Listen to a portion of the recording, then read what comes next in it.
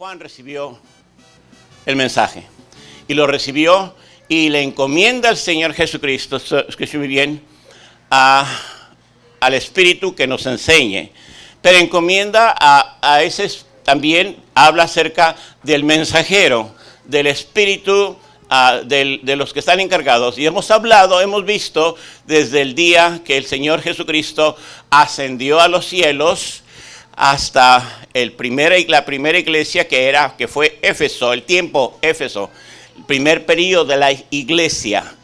Y cuando ustedes escuchan en este mensaje, en todos los mensajes, al final del mensaje de Éfeso, de Sardis, de Tiatira, de Pérgamo, de lo que vimos la semana pasada, nos dimos cuenta que Filadelfia, todas las iglesias, al final dice lo que el Espíritu dice a las iglesias.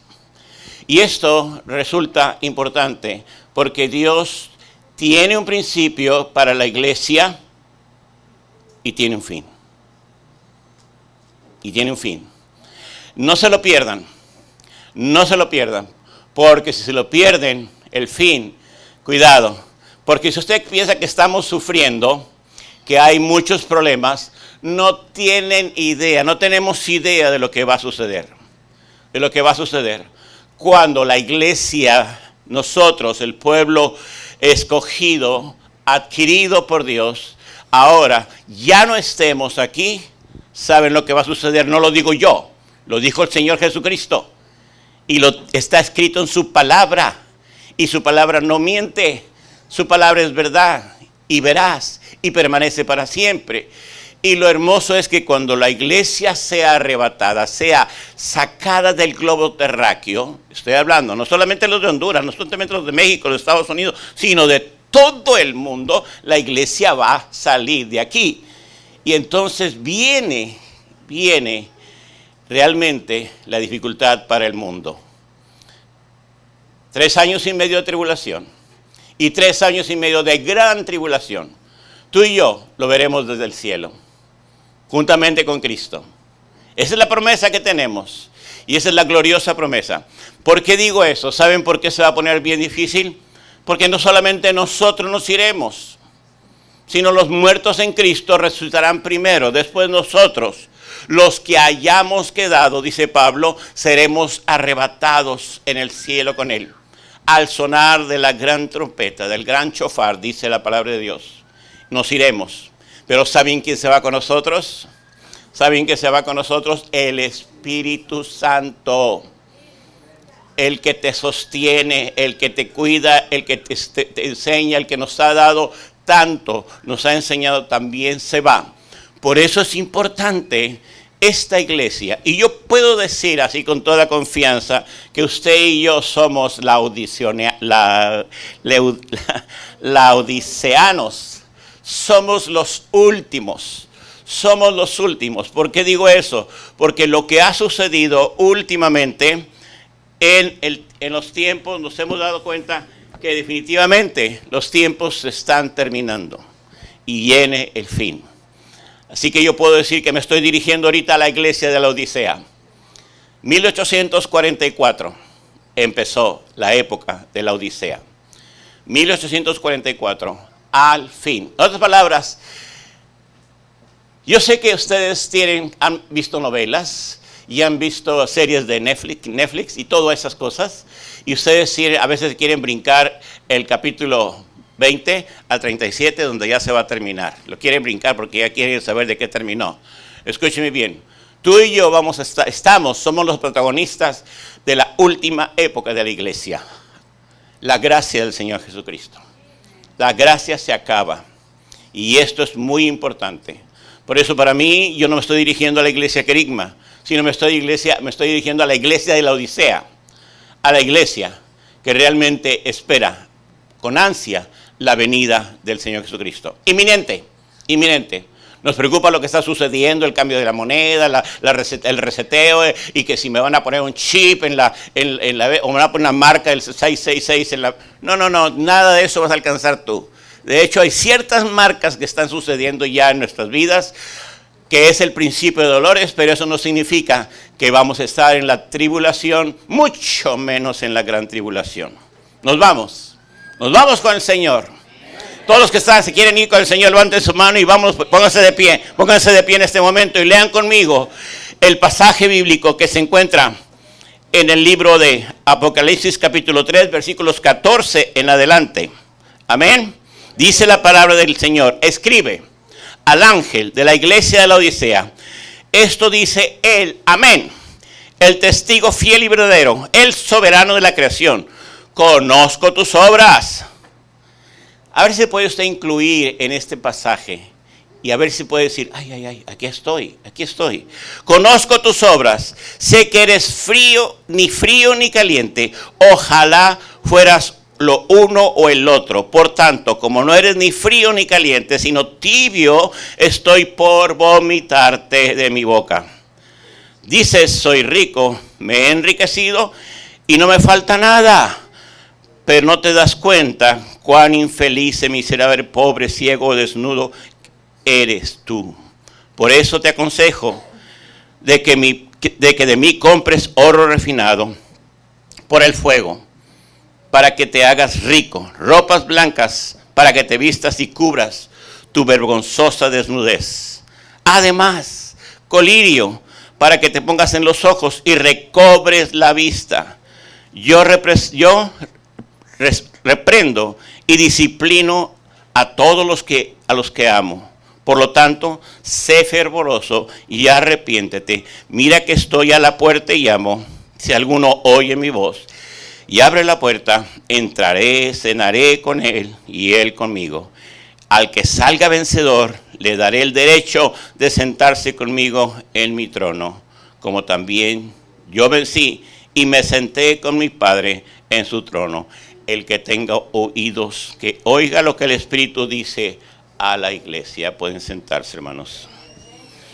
Qué interesante. Yo les comunicaba acerca de esta. Habíamos puesto hay una transparencia por ahí, una dispositiva donde están las historias de la iglesia. Quiero que si las puedes poner ahorita en este momento, lo de las iglesias, por favor, para que veamos. Y yo les decía, y este es mi último sermón de esta serie, así que ya no van a escuchar, ya no van a ver esta transparencia acerca del mensaje que está en el capítulo 2 y está concluyendo en el capítulo 3. Habla aquí. De hecho, yo les decía que la historia de Turquía menciona como una farsa religiosa a Juan. A Juan, haz de cuenta que ni estuvo en Galilea, que ni estuvo en Jerusalén, ni estuvo en Israel, pero los turcos, la gente de Turquía, la historia de Turquía menciona algo muy interesante.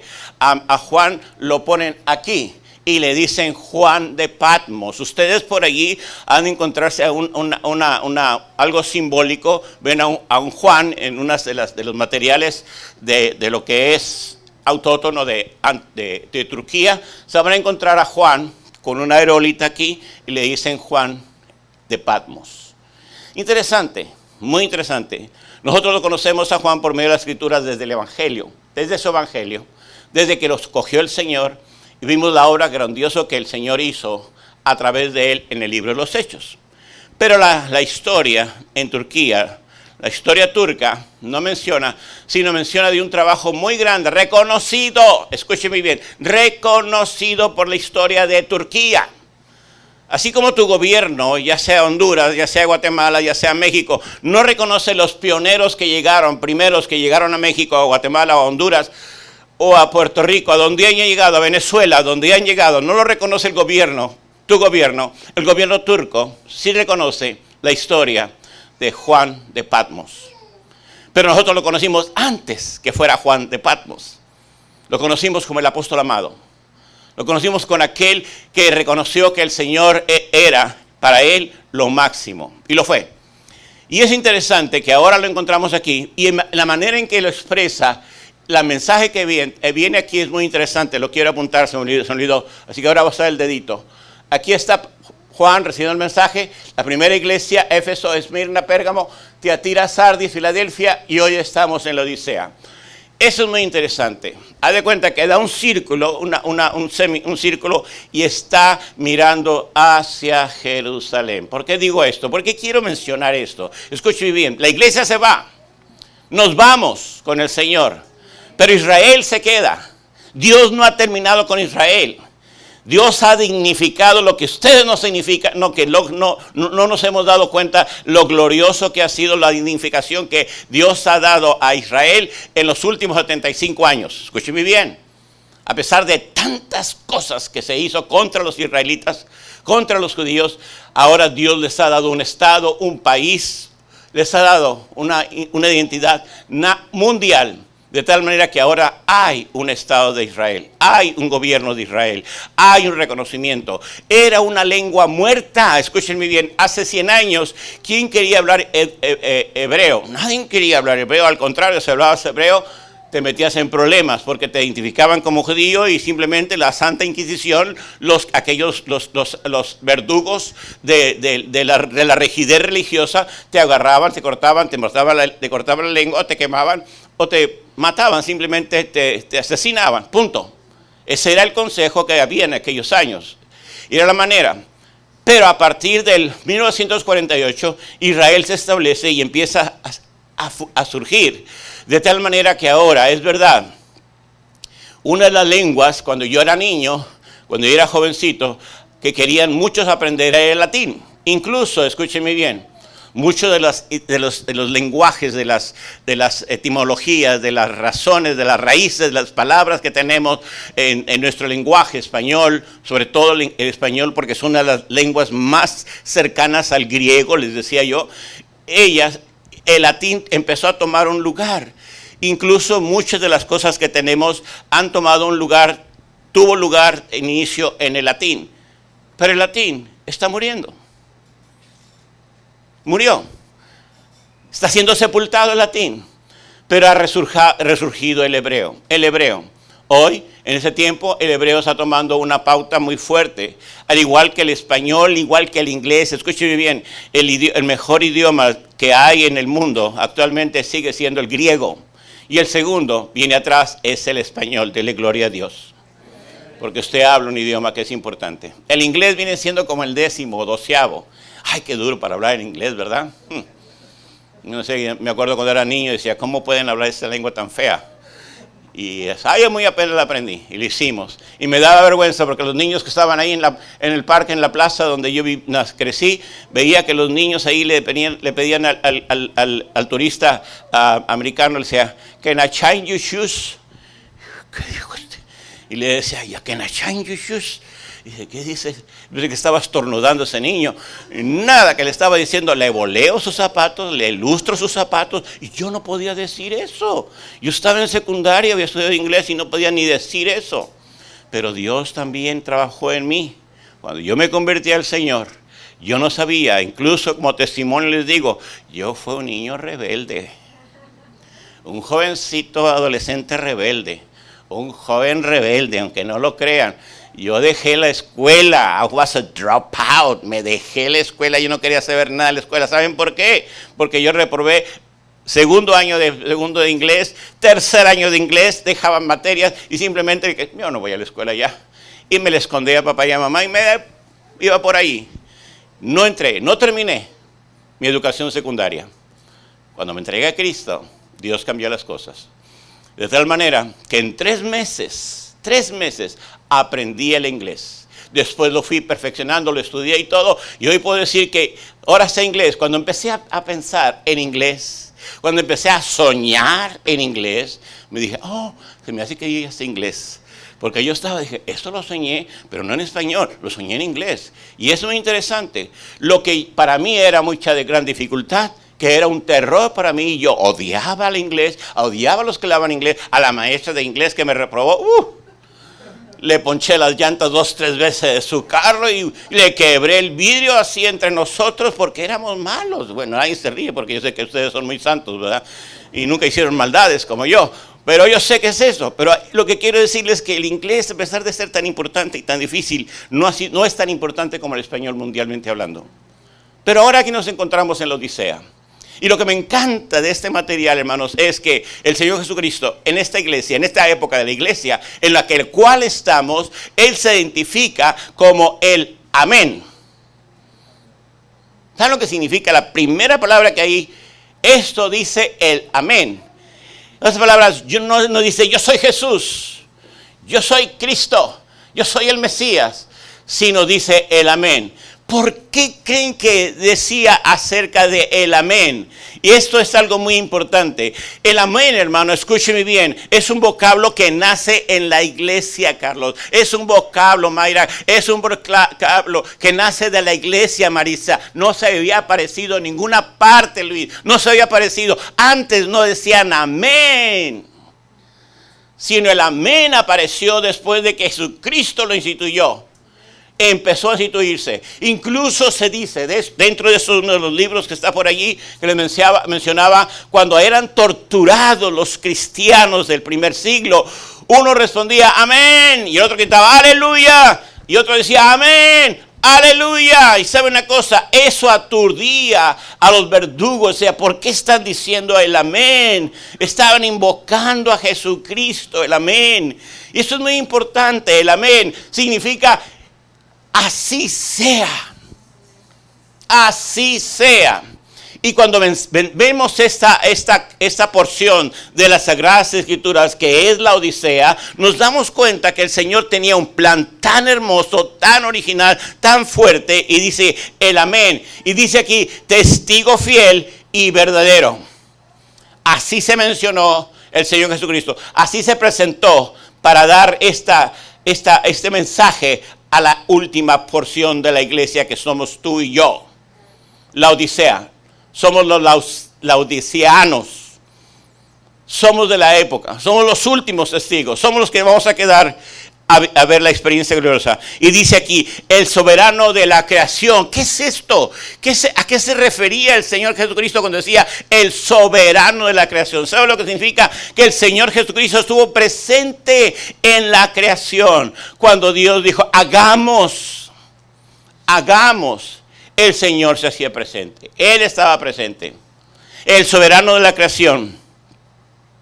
Y es muy interesante en esto de la soberanía de la creación, porque Él estuvo allí y estuvo presente en muchas partes de la historia en el Antiguo Testamento, en lo cual no se le conocía como el Señor Jesús o Jesucristo o Cristo o el Mesías, sino se le conocía como el ángel de Jehová.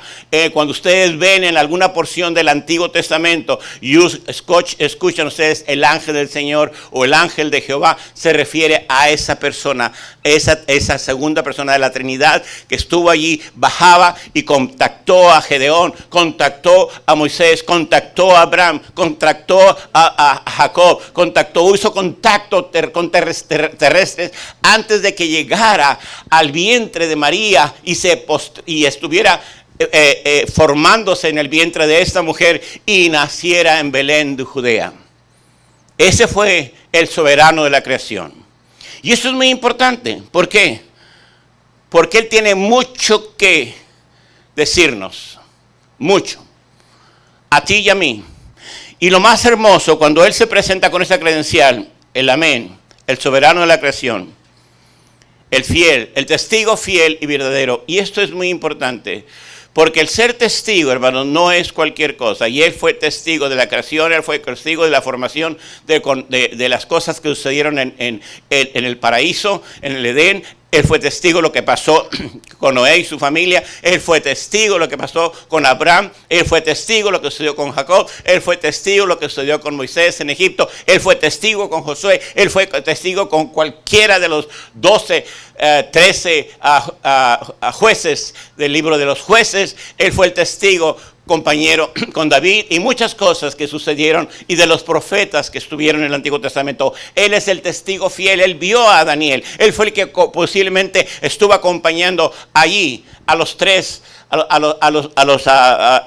los hermanos que estaban allí en el foso de los leones. Estaba ahí. Él estaba allí aún cuando estaba el fuego caliente, ardiente. Él estaba allí. El Señor era el testigo fiel de todo lo que había sucedido. Y Él es el testigo fiel todavía. Él es el testigo fiel. Escúcheme bien lo que le voy a decir. Ponga atención. Él es el testigo bien de ver la obra que el Espíritu Santo hizo en tu vida. Él es testigo fiel de lo que realmente tu mamá, tu papá, las lágrimas de tanta gente no pudieron contigo. Ahora Él es testigo fiel de lo que el Señor Él ha hecho en tu vida. El Espíritu Santo trabajando en su vida. Él es el testigo fiel. Y yo te aseguro que cuando a ti te piden de ser testigo ante un caso, te llaman a corte porque fuiste la persona que vio la situación y te ponen como testigo y realmente tienes que atestiguar. Pero aquí algo muy, muy hermoso es el testigo fiel. Ahora, Él nos dice algo muy interesante. Conozco tus obras. Laodiceanos, ahora me vengo a Querigma. Cada uno de nosotros, conozco tus obras. Dígale al que está enseguida, el Señor conoce tus obras.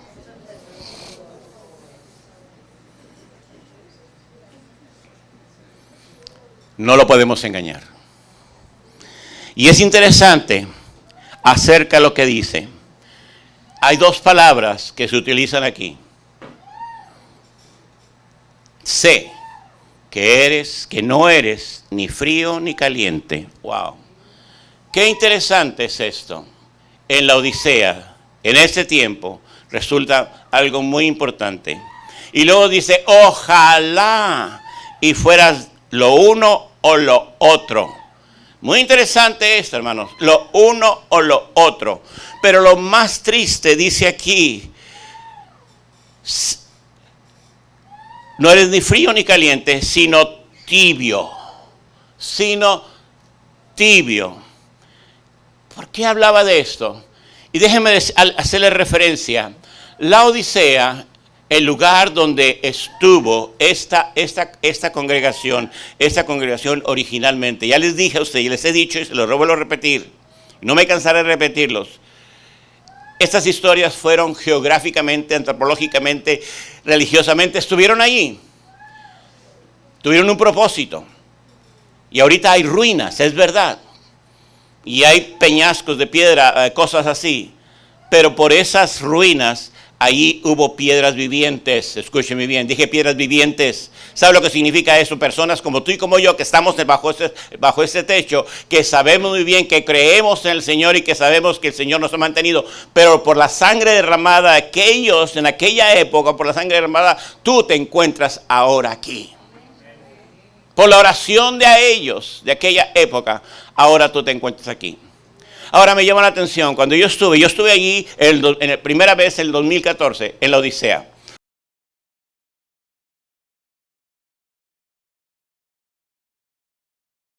Es muy interesante, hermanos, que en ese lugar siempre lugares, antes eran paraderos de los caminos, hacían 10, 12 horas de camino y paraban ahí lugar, y era manera de descansar.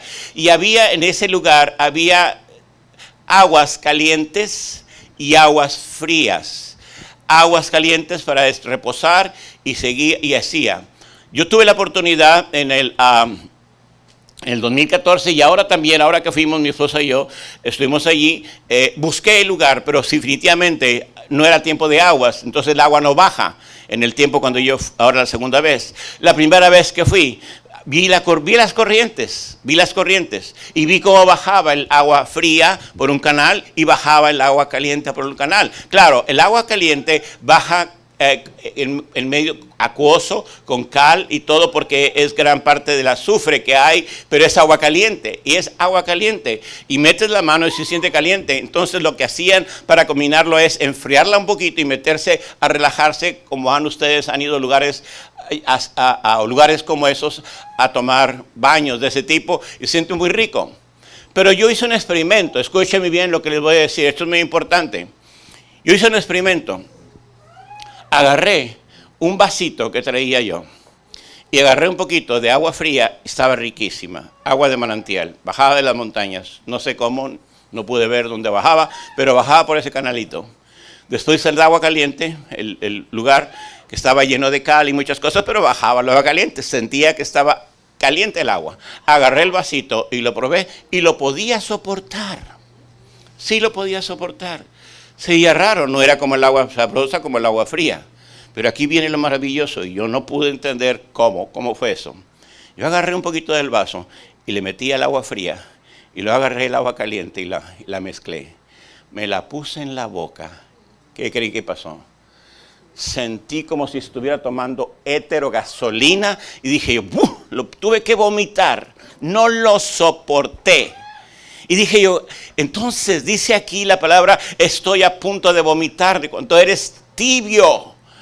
Yo quise mezclar el agua fría y el agua caliente, simplemente para experimentar. No la pude tolerar. Incluso yo estábamos cerquita de la buseta donde nos estaban trasladando, y yo tenía un refresco de naranja ahí. Hermanas, hice gárgaras para que se me quitara el sabor. Me eché un trago y hice gárgaras, lo tiraba, porque me quedó por un buen rato ese sabor tan feo de esa mezcla de agua fría y agua caliente. Ahora que fuimos quise hacerlo, pero estaban secos los lugares. Pero lo que quiero decir, hermanos, que se experimenta eso. Pero es interesante que si eres frío, Dios te acepta. Si eres caliente, Dios te acepta. Pero si eres tibio, aquí viene algo muy, muy interesante. Y esto es algo de una personalidad que estamos viviendo en esta época horrenda. ¿Por qué digo esto? Porque nos hemos conformado de haber aceptado a Cristo Jesús en el Salvador, y decimos, yo soy cristiano y tengo a Cristo. Míralo, aquí lo tengo guardadito. Yo quiero que nadie me lo vea. No quiero que nadie me lo vea. Y nada más vengo a la iglesia y aquí sí soy cristiano. Aquí sí hago muchas cosas. Pero en el mundo, cuando estoy en el trabajo, me comparto como no cristiano. Y eso es lo que ha sucedido.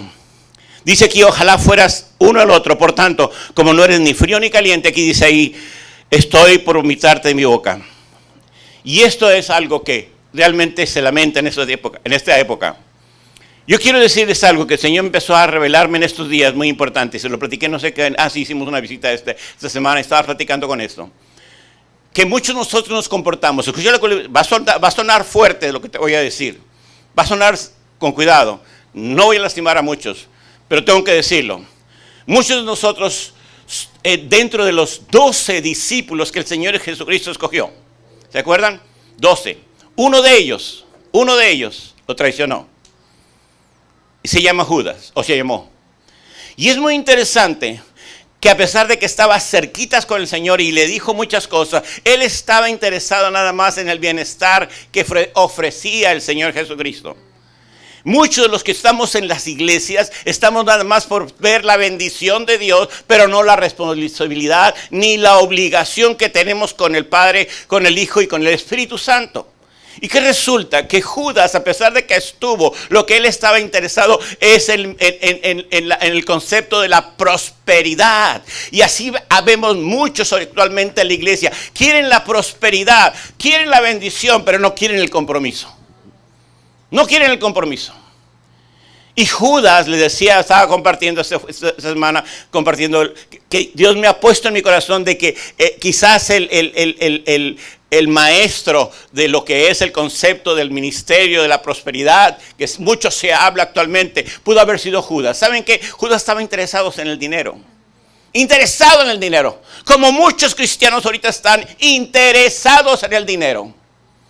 Y unos están temblando y no saben qué hacer porque le han dicho que el banco de Bank of America va a cerrar muchas sucursales, que el Chase va a cerrar muchas cosas y que va a haber una moneda y no saben dónde guardar. Ya el colchón ya lo tienen repleto de puros billetes de $100, ya no saben qué hacer. Va a llegar el momento que ni esos billetes de $100 no van a tener un valor. No van a tener valor, van a ser papel. Yo recuerdo como hace como unos 20 años, 25 años yo creo, un hijo de misionero me dijo, ¿sabes qué? Es que Eliseo, mi papá era misionero en México y tiene una maleta de millones de pesos. ¿Qué hacemos? Dije yo, wow. Vamos a invertirle en misiones, dije. Y él vino, vivían aquí en Alabama y llegó y cuando los vi, dije, estos billetes ya no tienen valor. No tienen valor. Cuando el peso fue devaluado, dejaron de existir. Como quiera fuimos al Banco Nacional de México, que es el banco más digamos, patriótico, por así decirlo. En México le dijimos, ¿qué vale este billete de 10,000 pesos? Nada, nada, nada. Y así está sucediendo. Muchos queremos acumular y acumular y acumular como Judas. A pesar de que hemos estado cerca del Señor, no realmente hemos sido discípulos fieles al Señor. ¿Qué sucede? Que cuando ve que el Señor Jesucristo es ungido con los pies, con un perfume tan caro, le reclama al Señor Jesucristo, ¿cómo permites que te haga esa mujer eso? Eso que la mujer está rociando sobre tus pies, se podría repartir entre los pobres. Y hay muchos de nosotros que queremos acumular dinero para repartirlo y nunca lo hemos logrado. Somos tan tacaños que no traemos. A veces traemos el billete y acá está la moneda. Y agarramos la moneda y la apretamos a la aguilita y ya casi la ahorcamos para dar la moneda y ¡pum! La aventamos ahí. Mucho menos pensamos en lo que es de Dios, entregárselo a Él de Dios. Somos tan tacaños, somos tan miserables, somos tan malos que realmente somos esa parte de Judas, ¿me entiendes? Que estamos cerquitas de Dios, estamos en la armonía de los hermanos, están con los hermanos que son realmente sus discípulos, pero realmente estamos alejados de Dios. A tal manera que traicionó al Señor. ¿Por qué? ¿Por una finca? Por 30 monedas de plata. Estaba interesado en la plata, como muchos de nosotros.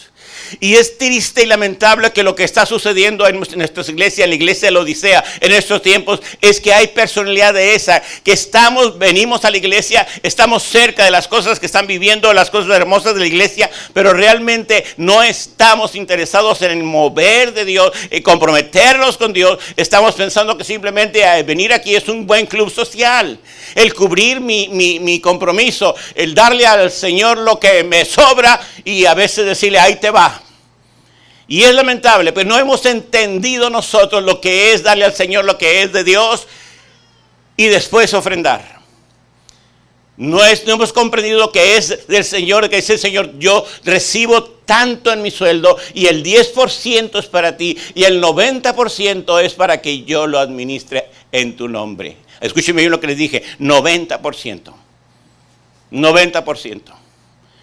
Y en un momento dado, a veces nos hemos comprometido tanto financiera y hay muchas cosas que a veces nos ha sucedido, a usted le ha pasado, a nosotros nos ha pasado, que decimos, ay, válgame Dios, no me va a alcanzar. Y a veces tenemos que hacer algo y tenemos que dice, voy a pagar nada más la mitad de la luz porque salió muy alta, para que no me la corten. Y cuando somos responsables de Dios, cuando separamos previamente lo que es de Dios para Dios, cuando somos fervientes en el Espíritu y le damos al Señor lo que es en obediencia a lo que Él nos da al mandato, simplemente después vemos, y yo he escuchado testimonios de muchos de ustedes que digan, no sé cómo le hizo el Señor, pero el recibo de el siguiente mes salió en $25, sino en $350 como esta vez pasada. Dios te da, Dios te provee. Y es hermoso cuando el Señor menciona aquí, y es altamente significado cuando dice, ojalá fueras frío o caliente, porque tibio te vomitaré de mi boca. Estoy a punto de vomitarte de mi boca. ¿Qué significa eso, hermanos? Yo estuve meditando mucho y poderles compartirles esto. Porque muchos de nosotros tenemos un concepto de que a la iglesia, como un club social, con unas personas que nos reunimos, que armonizamos con ellos, que nos reímos con ellos, que les pedimos favores y que responden muy hermosamente, como un club social. Y pagamos, no el diezmo, quizás estamos acostumbrados a dar $30 o $20 o $10 y decimos que es la cuota que yo doy para mantenerme en la iglesia. Y es triste y lamentable cómo el Señor empieza a trabajar de tal manera que en la siguiente porción de la iglesia, de lo que habla del mensaje para la iglesia, a mí me llena de preocupación, porque realmente habla que lo que es verdad. Dices, soy rico, me he enriquecido, no me falta nada. Y es verdad, hermanos. Cuando estábamos en nuestros países y ahora estamos aquí, hemos visto la diferencia que ahora tenemos aquí, que hemos sido bendecidos y decimos no nos falta nada. tenemos todo. Tenemos pan. Incluso bendecimos a nuestros familiares, construimos en nuestros países, construimos en nuestras casas allá, que quizás mis hijos o mis nietos nunca lo vayan a poblar, porque ellos están acostumbrados aquí, ya se han acostumbrado difícilmente. Quizás nosotros adultos regresemos a nuestros países, pero nuestros hijos difícilmente regresarán, difícilmente, mucho menos nuestros nietos. Lo que quiero decirles, hermanos, que nosotros decimos, he sido bendecido, soy rico, tengo mucho, me he sostenido bastante bien. Y lo que interesante que dice, pero lo que dice aquí dice, y no te das cuenta lo infeliz y miserable, pobre y ciego y desnudo que eres tú. Estoy hablando del tibio, del flojo, del perezoso, de la persona que simplemente viene a calentar las bancas. Que tan útil es la silla, así como está, vacía, como tú en ella, dentro de la iglesia. Estoy hablando con la Odisea. Estoy hablando con la congregación del último movimiento, hermanos. Y esta va a ser mi última predicación en este tema. Y duele y cala, pero es la verdad. Es el tiempo de lo que el Dios viene para nosotros. Y nos hemos encontrado que nos hemos sobregirado en gastos. Estamos hasta el tope en las tarjetas de crédito. Lo miserable que empezamos a ver, ya no sabemos qué hacer porque hemos sido bendecidos, pero no hemos sabido manejar la bendición. Y un día estuve platicando con una persona y le decía, muchas veces recibimos bendición, pero no sabemos manejar la bendición. No sabemos al Señor retribuirle la bendición. A Dios no le puedes ganar, mucho menos mentir. Mucho menos mentir.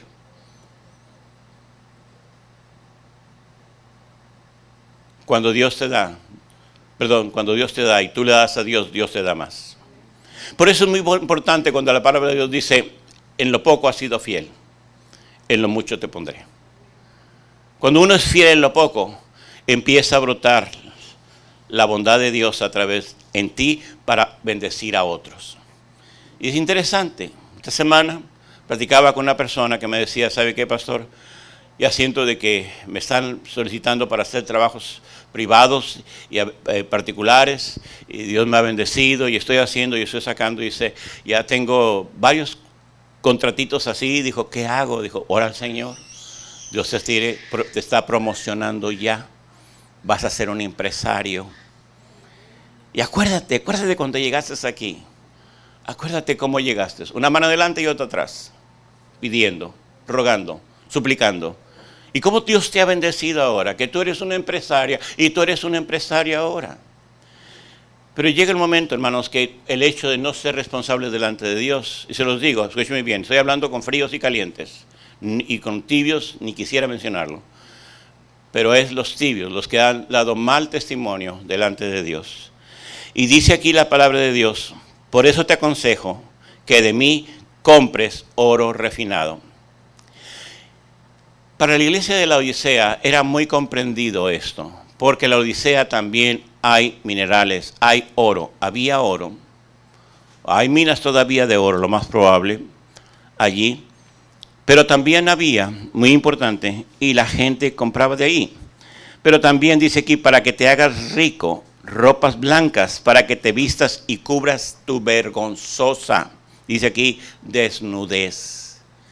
Esto, hermanos, eso es algo que en un momento dado dices, ¿cómo puede ser? Yo traigo ropa, yo te compro mi ropa, yo no estoy desnudo.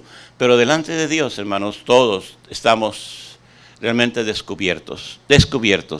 Y Él dice, además, colirio, para que te pongas en los ojos. ¿Qué es esto? Dice, y recobras la vista. La Odisea era un lugar donde estos asuntos del agua fría y el agua caliente, yo no sé, pero era un lugar donde la gente iba a limpiarse los ojos. Así como hay gotitas de los ojos, el colirio, benzán y todo eso para que te limpien los ojos. En aquel tiempo la gente venía a ese lugar para llevarse porque había esas gotitas medicinales para los ojos. Era conocido, muy marcado. Y de hecho, cuando tú vas a la Odisea y el guía de turista te dice, este lugar, aquí antes que el colirio yemo, antes de que los Beinstein o todos los medicamentos para los ojos existían, ya existían aquí. Y había gente que se llevaba, pero tenía caducidad.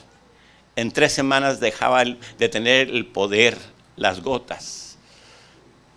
Circunstancias que pasaban, no sé, el medio ambiente, pero tenías que llegar y te curabas, te ponías las gotitas ahí y quedabas ahí. La gente de la Odisea sabía muy bien. Tú como gente de la Odisea, como pueblo de Dios de esta época, sabes muy bien. Tú has caminado, estás mirando la gloria de Dios, has visto cosas que nunca habías visto. Se ha manifestado el Señor de tal manera que dices tú, ¿cómo puede ser posible que en mí haya tantas cosas tan gloriosas? Y las ves, y ves en los hermanos, y ves aquí cómo el Señor nos ha bendecido. Pero de repente, hermanos, se nos olvidó, dejamos de ver, de percibir lo que Dios, la bendición que Dios tenía para nuestra vida. ¿Y qué sucede? Por eso el Señor dice, ponte el colirio que lo necesitas. Y vuelve a ver. Estas palabras, hermanos, para la Odisea, deben ser muy fuertes. ¿Por qué? Porque se necesitan realmente tener tus ojos limpios para poder ver la gloria de Dios. Y dice aquí, para que te pongas en los ojos y recobres la vista. A veces se nos opaca nuestra vista. A veces se nos nubla. Y es triste. Pero muchas veces es porque nos falta, hay fatiga o lo que sea, y tenemos el colirio y nos limpia y quedamos muy bien o dormimos mejor. Pero es muy importante lo que el Señor dice, para que recobres la vista. Tanto el oro como la ropa, la vestidura y el colirio, que era importante para la iglesia de la Odisea y que era muy marcado, lo es para este tiempo, para la Odisea en la cual estamos viviendo. Necesitamos, hermanos, de ese colirio para volver a ver la gloria de Dios. Nos hemos envanecido. Nos hemos creído de porque soy yo, porque es mi capacidad, lo que yo tengo y nadie me lo puede quitar. Y luego dice algo muy interesante, otro consejo. Yo reprendo y disciplino a todos los que amo.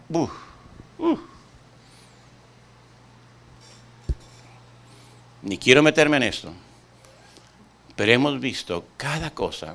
Y ustedes lo van a ver. Y algún día Dios les va a dar la visión de ver lo que a veces nosotros no han podido ver, pero hemos visto la mano de Dios, de amor y misericordia, en familias, en todo, en gente. De repente vemos la ira de Dios sobre la familia.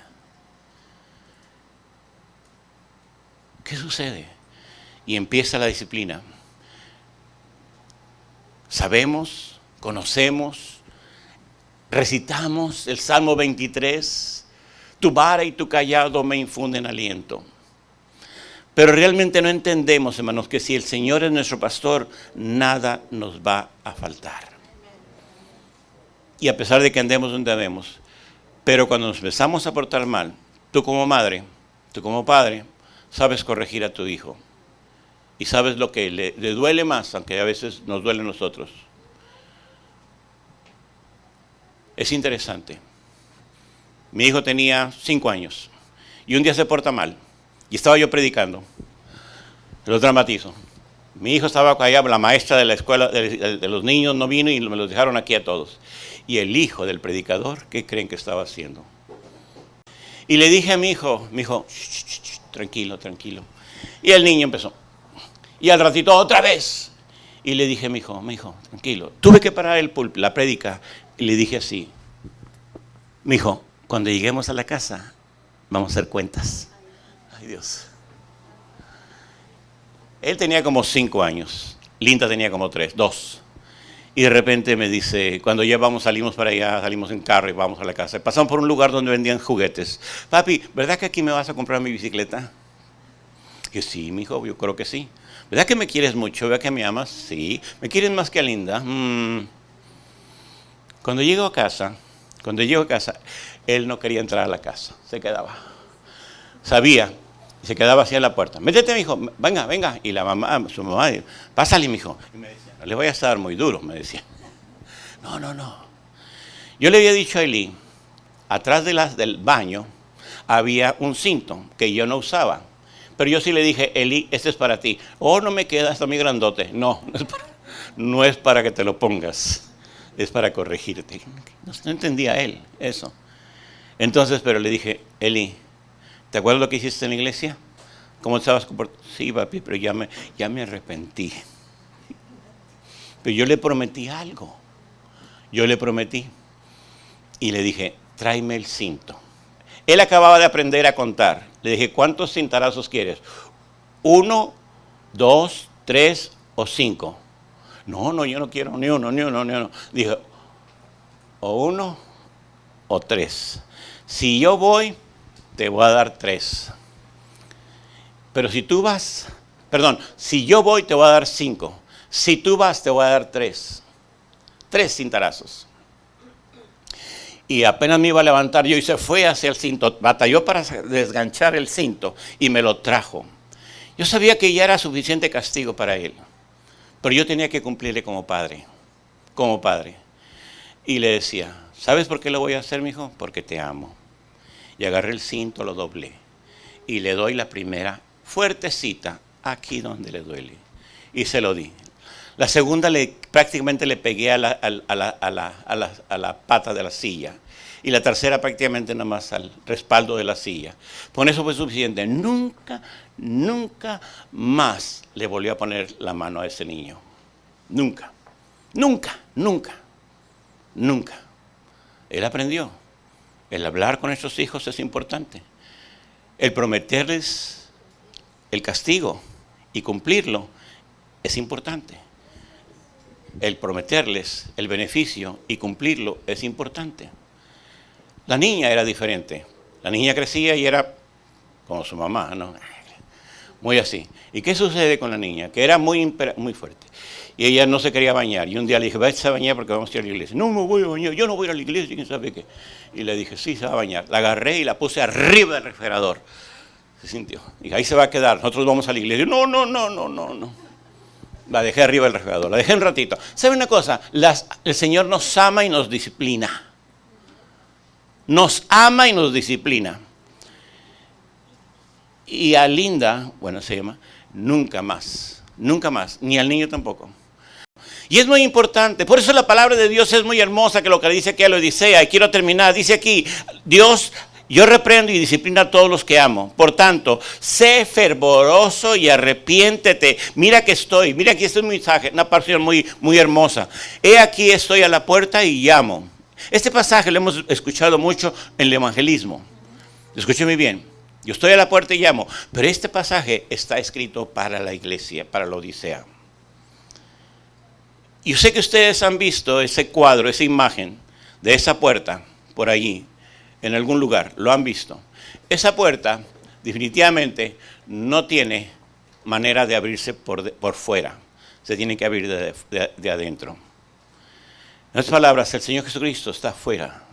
Y Él quiere entrar realmente a reparar, a hacer las cosas, las mejoras que realmente quiere hacer en tu casa. Pero nosotros se lo impedimos. ¿Por qué? Dice la palabra de Dios, es muy interesante.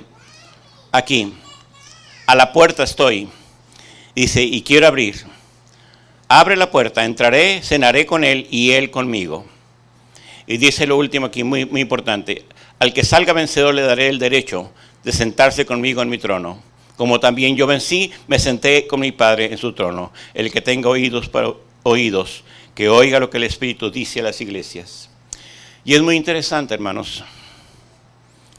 Hoy se hace más patente, más fuerte el mensaje del capítulo 24, 25 y 26 del libro de San Mateo.